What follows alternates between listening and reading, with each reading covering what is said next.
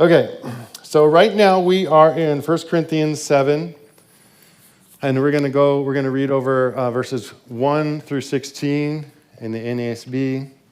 1 Corinthians 7, 1 through 16. You guys ready? Put your seatbelts on. This is all about marriage and sexual sin and all that stuff. So I'll try to keep it G.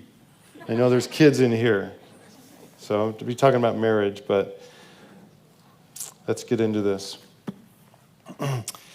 Now, concerning the things about which you wrote, it is good for a man not to touch a woman. And my point here is the Corinthian church, they were asking questions. So there was letters going back and forth. So there were things that coming up in their midst, and Paul wasn't with them, and so they would write letters and he would answer back, okay? So this must have been a series of questions that they were wondering about. He says, but because of immoralities, each man is to have his own wife, and each woman is to have her own husband. The husband must fulfill his duty to his wife, and likewise also the wife to her husband. The wife does not, I'm reading this fast, for the kids. Just gonna I'm kidding. The wife does not have authority over her own body, but the husband does. Likewise, also the husband does not have authority over his own body, but the wife does. I'll comment on this stuff in a little bit. Stop depriving one another, except by agreement for a time, so that you may devote yourselves to prayer and come together again, so that Satan will not tempt you because of your lack of self-control. But this I say by way of concession, not of command. That's important. We'll get into that.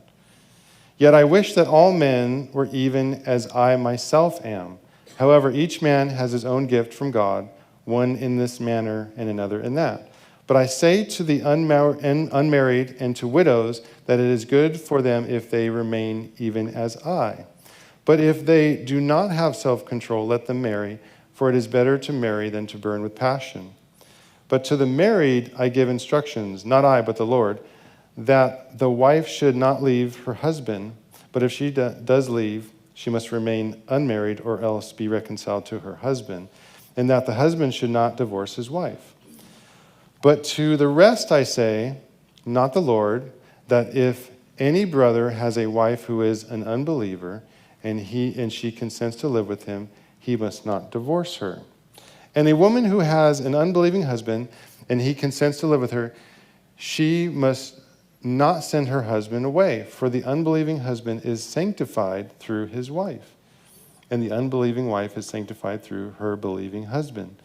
For otherwise your children are unclean, but now they are holy.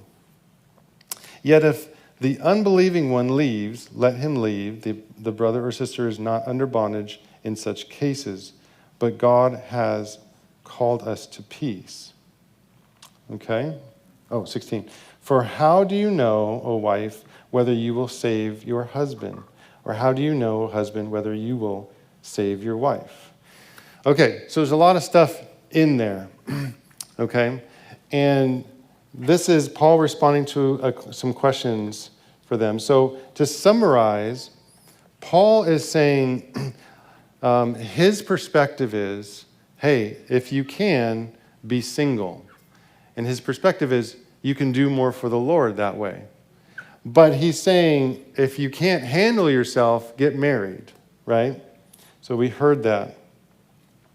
Now, he specifies a few things there, which we'll get into. One of the things is he keeps saying, not the Lord, but I. Not the Lord, but I, right? Like in 1 Corinthians 7, 6 through 7. I'm not giving you a divine command, but my godly advice. This is a Passion Translation, a little bit different. I wish that all of you could live unmarried just as I do, yet I understand that we are all decidedly different, each having a special grace for one thing or another. And you have to understand Paul's perspective here. He's coming from a place of war. We're in a war, and there's things that can take you out, right? We have a lot of work to do, but I understand if you can't handle yourself as a single person, then get married, right? And so that you don't sin. But if at all possible, it's better to remain single. And you can hear the tone of his voice. It's just kind of like this survive mentality in this war, right? And I'm going to just bullet point what we learned here. Each person should marry so they are not tempted. This is Paul speaking. Spouses are not to withhold from their partners. Number 3, in mutual consent, abstain for the sake of prayer.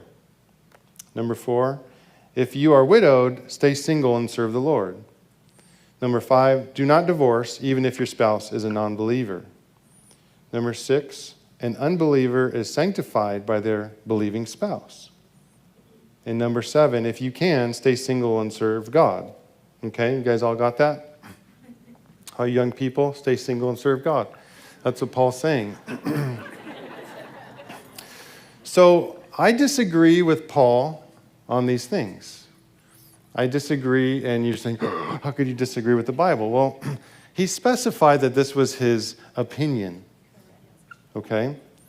So it's in 1 Corinthians 7:6, it says, but this I say by way of concession. Concession actually means, for the Greek word, actually means opinion. Okay, he's saying, this is my opinion. I have this mentality that we're in a war. I understand people can't control themselves. I don't want you to sin, but if at all possible, stay single. And so I can disagree with Paul on that because he's giving his opinion. All other scripture, he doesn't specify that because we all know, we believe it's inspired of God. But this particular thing, he says specifically, this is my opinion, okay? So I just go back to the original intent where God says it's not good for man to be alone. This was the very first thing in all creation that was not good. Everything was good. All the animals, all the plants, all the oceans, the waters, all that stuff. And everything was good until it's not good for man to be alone. And you have to understand that God created Adam. Adam just means mankind. It's not a male name. Do you understand? It just means mankind. And so he created mankind, Adam, male and female. You guys know that. I've taught this before. Male and female. He had all of the anatomy to reproduce. And he counted the animals. I don't know how long that took to count all the animals and to name all the animals, which is amazing. And then if it took days, if it took weeks, I don't know. But he was there for a little while. And then God's looking at him and going, there's something wrong with this picture. He's not finding a partner, a helper, someone that can come alongside of him and do life together. And so he's all alone right there, right? And so he says, it's not good for man to be alone. And so he went into a deep sleep, the first surgery, and he took out Eve, which was half. It wasn't just a rib. Half of him was Eve. And he woke up and he said, how did I get over there? That's bone of my bones, flesh of my flesh, right? That's me, basically, in two places now. And so the female got some of the parts, and the male got some of the parts, and now we have male and we have female. And when they come together as one, which is a mystery, Paul says, it's a mystery when they come together because now they're one, right? They recreate the image of God again because we were made in the image of God. So the female has things of attributes of God, and so does the male. And they're different, right? They're different. And we wanted to celebrate that in VBS. And so like halfway through, the Spirit told Rick, and he just took a different direction one day, and we separated the girls and the boys, and we had the boys in here, and we did lightsaber training, and we just celebrated them as boys. It wasn't a huge talk or anything. I mean, they're elementary school kids, right? But we just said, we are so glad that you guys are boys. You should be happy you're boys, and same with the girls, whatever, right? And so just that alone, we're just trying to instill in them to celebrate that. Like, because in school these days, guess what they do? They shame you and say, you don't want to, this is honest truth, you don't want to just be a boy or a girl. That's boring. When there's so many other things to choose from. You see how they put it? And so it's like, as a kid, you're like, of course I wouldn't want to be boring. I don't want to be boring. I don't want to be old, traditional, in the past. We want to be progressive, right? What's the new thing? And so we wanted to just celebrate the boys. And so it was really, really good. But getting back to this, so when they come together, they recreate the image of God again. And so we work really well when we learn how to work with the opposite sex. And it doesn't mean just marriage. I'm talking about even in the workforce, even and on the mission field, even just reaching your neighbors. How do you do it? Because my wife has things that I don't have. My wife has senses, she has perspectives that I don't have. And so I need her, because sometimes she tells me something, and it's usually the times when I'm like, what are you talking about? You're crazy. Those are the times when I really don't see it. Okay, guys? When you're saying, what are you talking about? I know. Oh, be careful with that. Oh, I know. You don't know. I know. No, don't do that. Let's honor each other. When we make decisions together. And so when we disagree, maybe we don't make that decision yet, right? We keep talking about it and praying about it until we come together as one. Unless it's like a time-sensitive decision, we just have to make one. But when we're coming together, I don't try to make her like me. That's what I did when we were first married. I just wanted two of me. It would have been a lot easier, right? But that's not the goal. The goal is honor. The goal is to see God in the other person and be like, wow, okay, I want to honor that. And when we come together in unity, then we're playing with a full deck. Then all the cylinders are going, right? Anyway, so I don't agree with Paul on this issue because as we go back to the original intent, that it's not good for man to be alone. God brought, pulled them apart, put them back together so that they would have fellowship. And I believe that is a powerful thing with humans, that as we're made in his image, when we come together, even as friends, even on staff, when we work with the opposite sex, it's really powerful, right? And so it's not good for man to be alone. I believe that the original plan is back on, and we are not in survival mode, but we are to establish heaven on earth. That's our mode, offensive mode. And what's the best way to do that, right? Because our goal is not just to survive. I just, in Paul's tone, I just hear this survival mentality. Well, if you can't control yourself, go find a wife. Like, I have a daughter. I would not want, to talk to a young man and say, why are you pursuing my daughter? Well, I can't control myself, so I got to find somebody. Like, that's horrible. I just don't buy that. I don't think that's kingdom at all. Learn how to control yourself and then come talk to me, because now we have the spirit of control, right? We have the fruit. One of the fruits of the Spirit is the spirit of control, self-control. So we can do this with grace, right? If young men can't control yourself, which, by the way, when Rick and I were youth pastors many years ago, we used to love to have these talks with the boys and girls and just talk about how you're made and all that stuff. And but if young boys get to that age where they have desires, that's good. That's how God made you. We should celebrate that. You're not abnormal. You're normal. So there's no shame on that, right? There's no shame on that. That means it's working properly. Like the desires and all that is good, right? You just have to learn how to manage it. And so all our young men need that talk from their parents. You just have to learn how to manage it, that's all. You're not abnormal.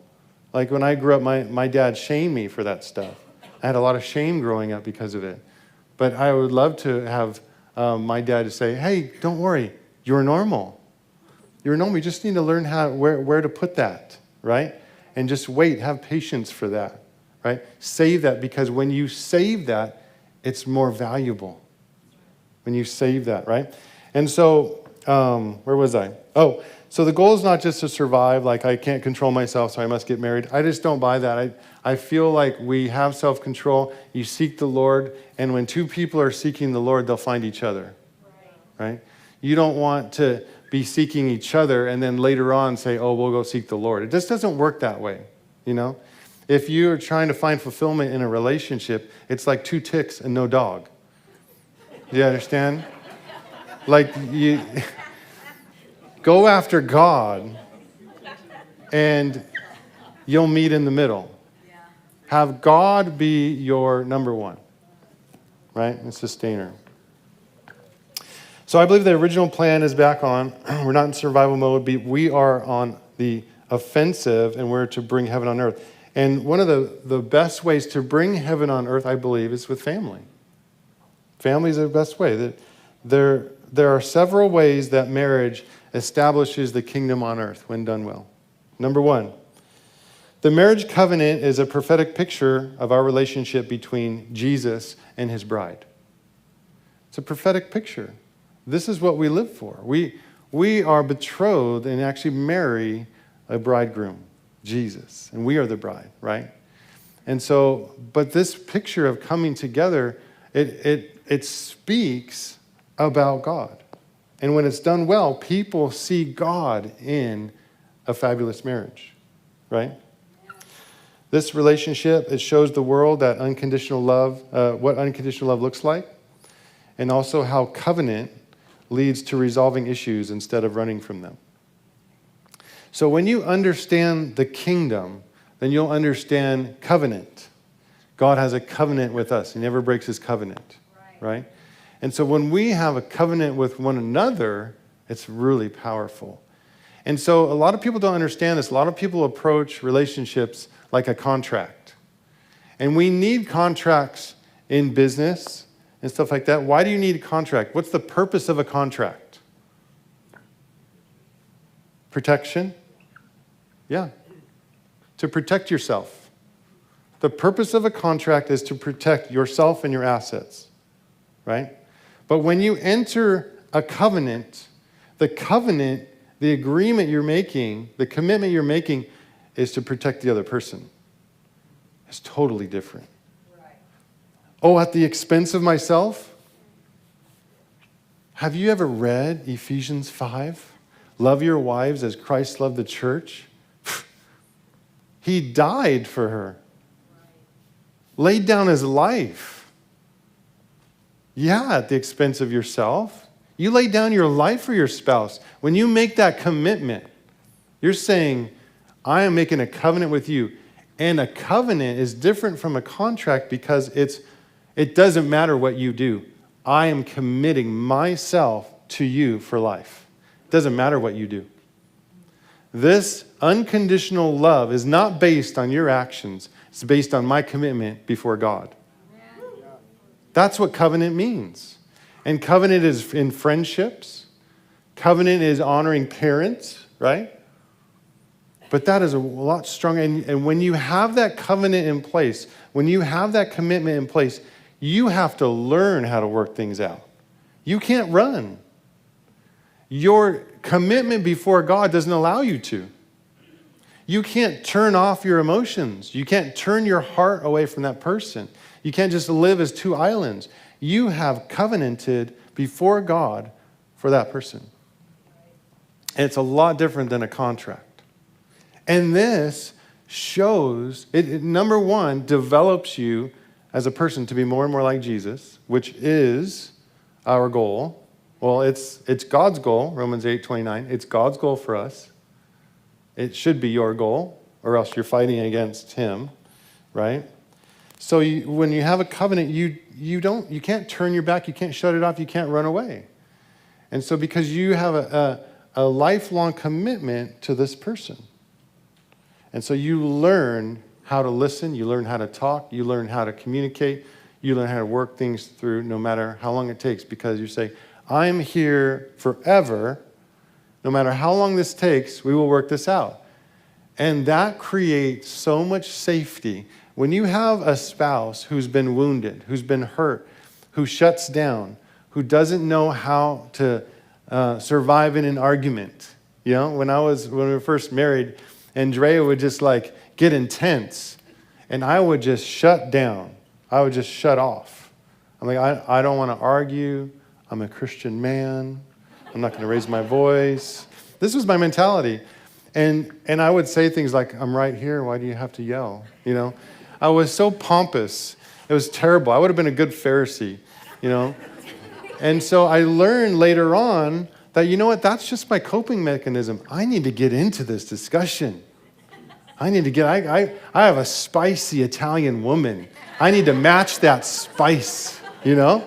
And when I started doing that, she started feeling like I was with her. I was responding. I was listening. You know, before she just didn't feel heard at all, and then she had to raise her voice more to feel heard. These are real things. You guys think you're the only ones in your home doing this? We all go through this. You're normal, right? But that covenant says, I'll be here for you no matter what. I may need a break, but I'll be here for you. You know how much safety that instills in that relationship? And then you can be yourself, and then you can open up and be vulnerable, right?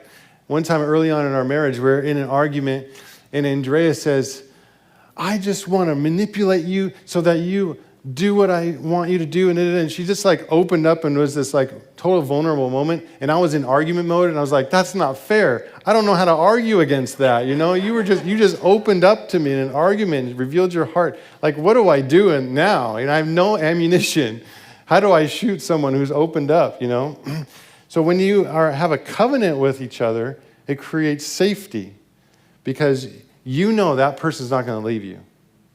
You know that person's there till the end. And it reveals the love of God. So amazing. And everyone around you will see it. It doesn't matter if you're in an argument or whatever. People can feel it in your home. People can feel it in the relationship. And you can kind of sense tension, right? Even if there's no words spoken in a couple. You can sense it. And when you sense peace, like there's nothing between a couple, it's amazing. And people come to the Lord like that, right? So it's a prophetic picture of God's love. And we can really work on that and grow in that. Number 2, we were made to love and to be loved. Did you know that? Yeah. And not just by God. Because a lot of times God wants to love you through people. I remember I was just on the floor of my office, and I was just worshiping God, and I said, God, would you just show me your love right now? And then my phone rang, and I'm like, oh no, I'm getting interrupted. I went to turn it off, and I saw it was my dad. And I just felt like maybe I should answer. You know, maybe something happened or whatever. So I answer, and I say, what's up, Dad? And he said, I just called to tell you I loved you. And I was like, that's totally God. God loving me in that moment, you know? Like he wants to love you, vertically, but he wants to love you horizontally. He wants to love you through people. And you were made to love. You were made to be loved. That is part of your DNA. And if you neglect that, you will get totally dry inside. You will die on the inside. Isolation is not in our DNA. It's not in our DNA when God created us. We were created to be together in a family.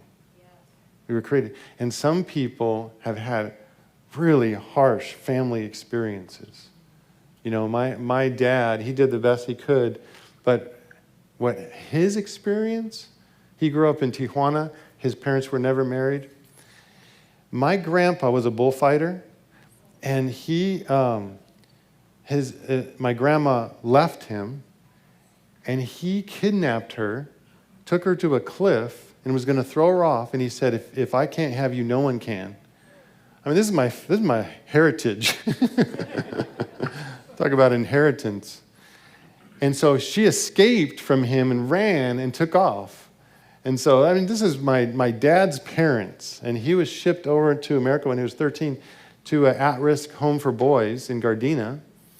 And so, I mean, he had no capacity for what a husband looks like, you know.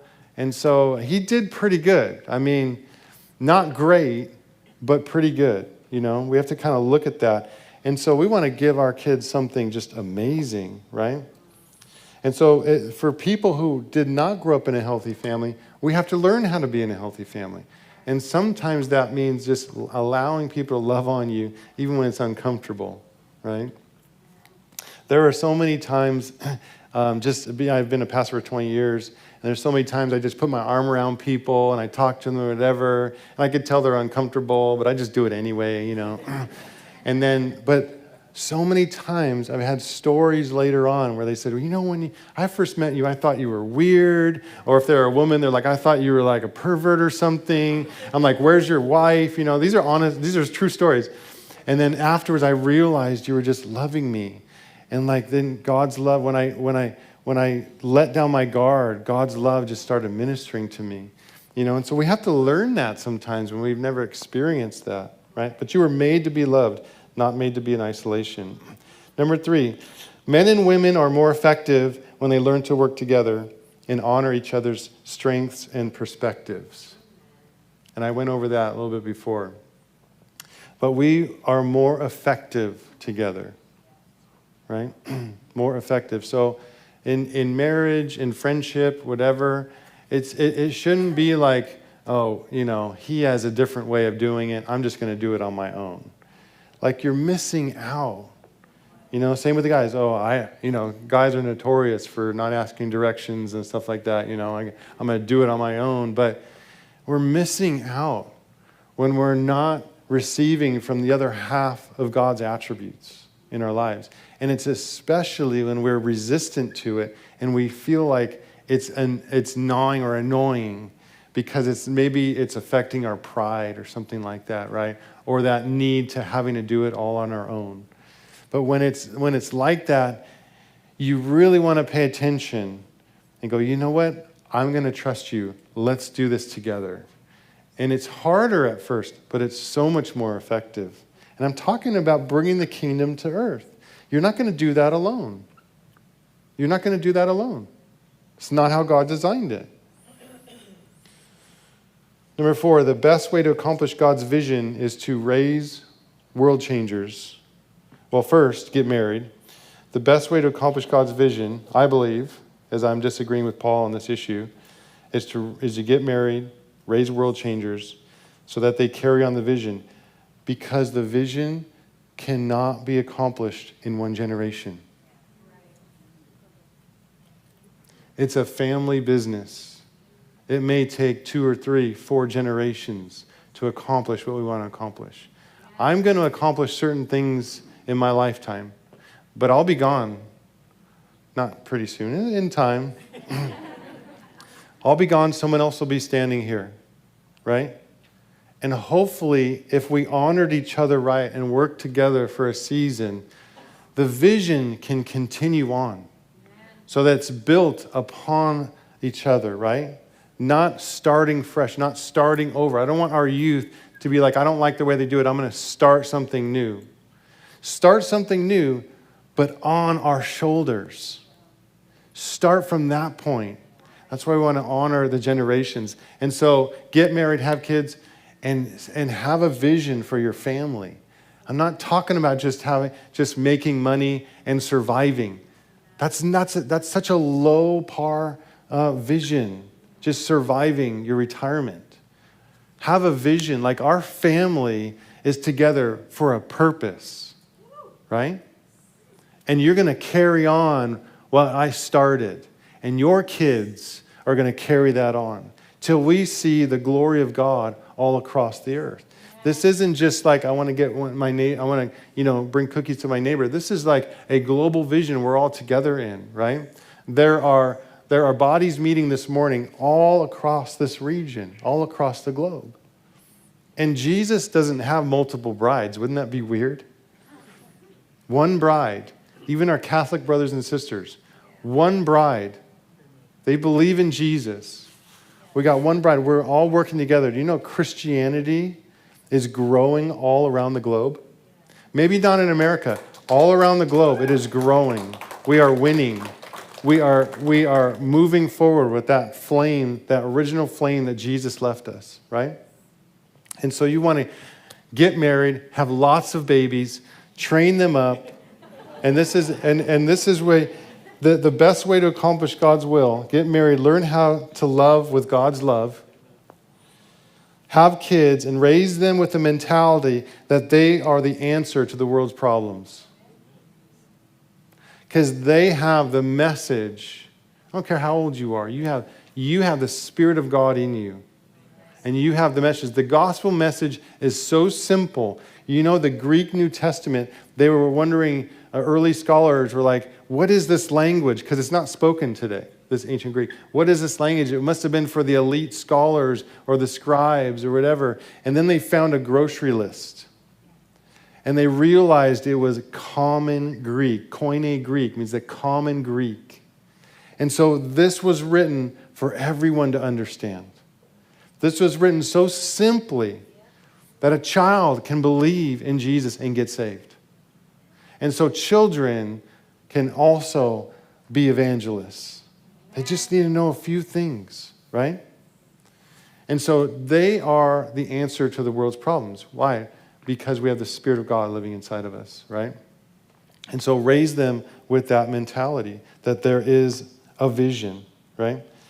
There's a couple problems, one of them being Hollywood has romanticized marriage and relationships so much with sexuality and feelings. Like that, like feelings, drive it. The romantic feeling is what is going to drive you to a spouse, and it's what's going to keep you together. You fall in love, Well, I've seen so many people fall out of love. I mean, it's terrible. When you approach relationships with that Hollywood mentality, it doesn't work.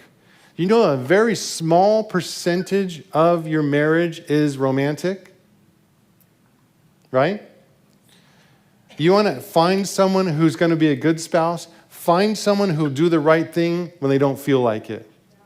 That's when you find a good spouse. Not someone who's just thrown around by their feelings. And, it feels good, so I'm going to do it. Oh, I feel in love with you. Well, guess what? In 5 years, they're not going to feel in love with you anymore. And what happens then? Are they going to live by principles?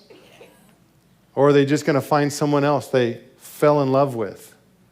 It's just ridiculous, Find someone who's faithful, who understands that there's more at stake in your actions, and someone who's going to protect you, fight for you, someone who's going to have convictions before God and do the right thing no matter how they feel, and no matter who's looking, and no matter how many people are naysayers in their life. You find someone like that, you're going to find the right person. And it doesn't matter if you have this Hollywood feeling and retraction, right? If the goal is to raise world changers and bring the kingdom to earth. Divorce has been something else that's been debated in the church. I know in the Assemblies of God denomination and different churches, a lot of times in the past, they wouldn't allow divorced people to be in leadership. It was in the bylaws. Like if you're divorced, you can't be ordained. And they've changed that since then. But it's something that's been debated in the church for many years. And I believe it's a case-by-case basis. I don't have a rule for every single relationship. But just like Jesus said, you have to look at the heart of the issue. Right? Jesus said, you've heard it said, don't murder. But I say, don't even hate your brother. So what's at the heart of the issue of divorce? Well, the Bible teaches us about leaders, deacons, elders, the husband of one wife. And what's the point of that? The point of it is not a list of rules. Anyone can do that, but it's the heart issue here. We don't want to put someone in leadership who just goes from relationship to relationship and doesn't understand covenant. That's the point of this whole thing. It's not that, you've been divorced, now you're shamed or you're dirty or something like that. We have to stop looking at it that way, right? It's a case-by-case basis. And sometimes people may have been saved, in previous relationship, get divorced, and then actually give their lives to Jesus. And Paul says, wherever you find yourself when you were called, just live out that life. Just do the best with what you have now, right? I mean, I've known women who have met someone. I know one particular person who met someone, called the ex-wife and says, is there any way you guys would ever get back together again? Because if there is, I'll step out of the picture. I mean, that's awesome, right? And so we want people, the heart of the issue is we want people to that know covenant and no commitment. And they're committed to each other. They're not just, when life gets hard, just run away. That's the heart of the issue, right? Does that make sense? Yes. Because God values faithfulness and unconditional love. Amen.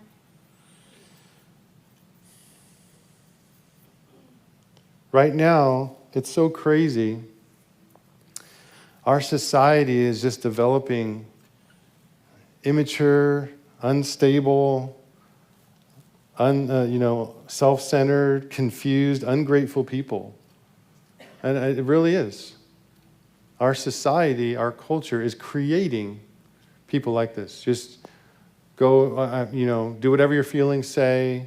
There's no truth. And in fact, truth is a cuss word, pretty much. Have you ever seen the documentary, What is a Woman? It's heavy. If you haven't seen it, it's kind of crazy. Just the interviews with the secular psychologists and university professors, and they're saying that truth word, why you keep using that truth word? And it's like, wow, it is really absent from our universities.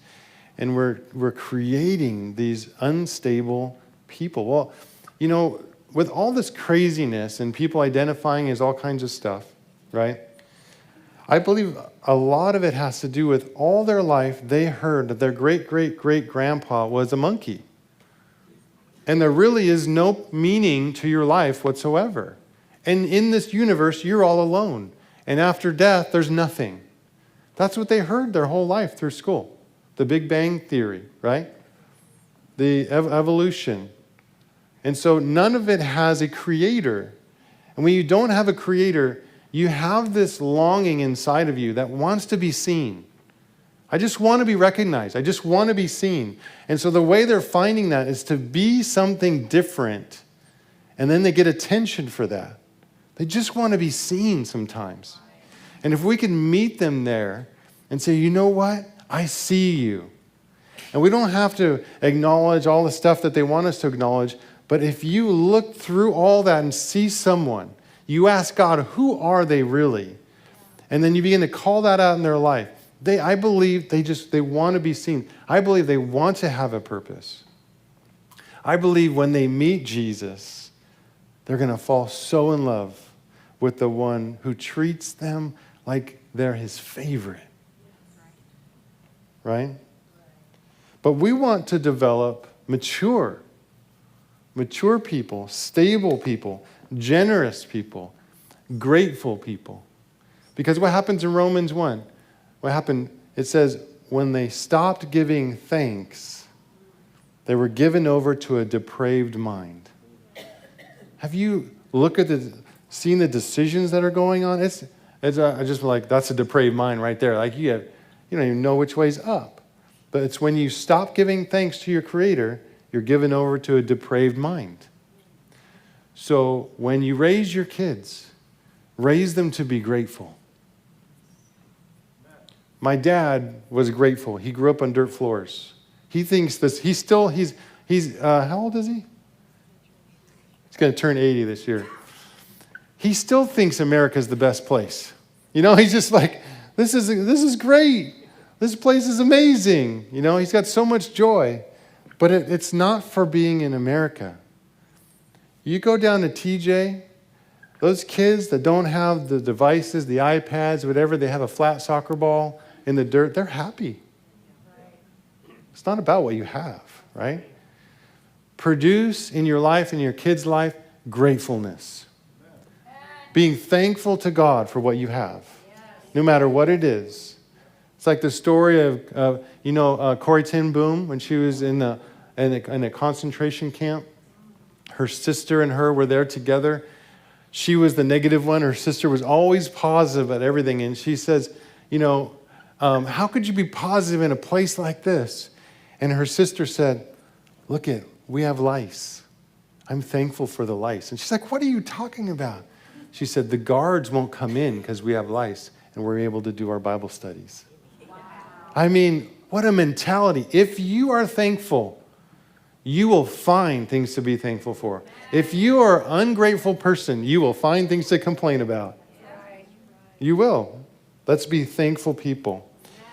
And we want to raise grateful people who are driven by the values of heaven. The values of heaven.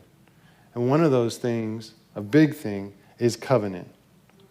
Am I committed to you for your protection, or am I in this relationship for me? If you walk into any room, God's going to be on your side. He's going to back you up if you walk into that room with a desire that you want the best for every single person in that room. You don't walk into a room just like thinking about yourself, how people look at you, and just be self-focused. We don't want to create. Those aren't world changers. If I focus on myself, sure, I'll get depressed. But I want to focus on others. That's the way of the kingdom. That's what Jesus taught us, to be others focused. I don't think he was like, gosh, my sandals look kind of like they're not matching my robe today, or how's my hair, You just don't, Jesus wasn't into that.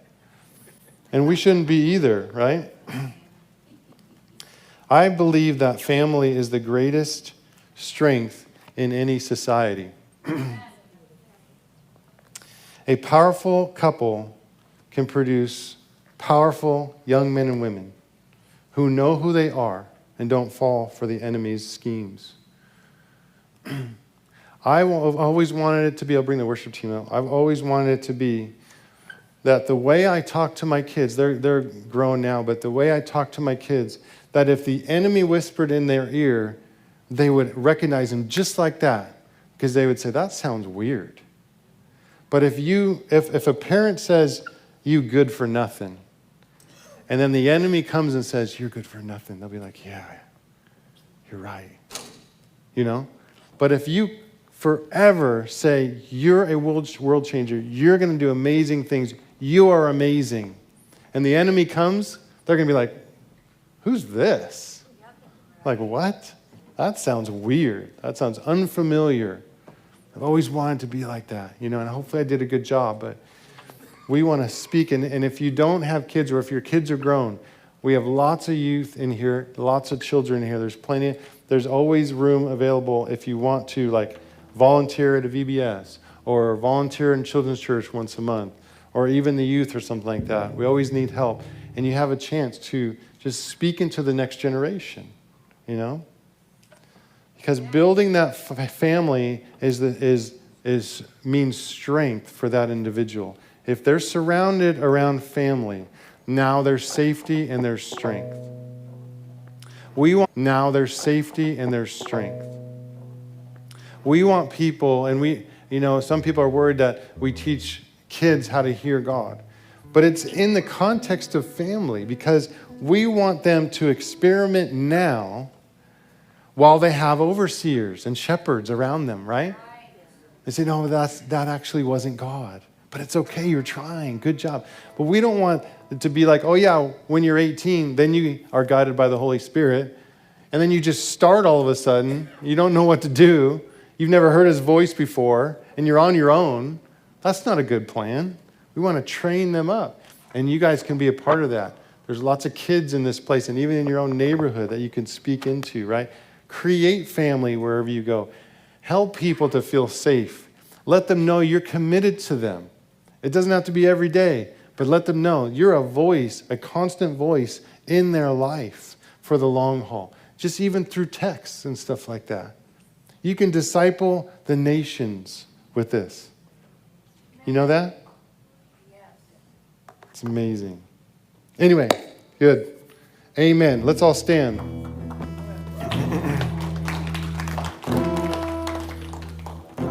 God, I thank you so much for your word that addresses things that sometimes we wouldn't think to address. And we want to have strong marriages in this place. We want to have strong young adults that know who they are, that they understand that what lives inside of them is greater than he who's in the world. We pray for boldness and a strengthening with all of our couples, with all of our families, with all of our friendships and relationships, God. That our relationships would really model heaven and bring heaven to earth. In Jesus' name. This song is so powerful. I want you to just have an encounter with this song. You know, it says that Paul was in the Spirit on the Lord's day in Revelation 1, right? It says that, right? It says that Paul, after he got, I'm sorry, that was John. Paul, after he got saved, he went to the third heaven and encountered God. So a lot of you guys have discernment. You're sensing what goes on in the second heaven, the angels and demons fighting. But climb up a little higher and let's encounter God face to face right now. Amen? Come on.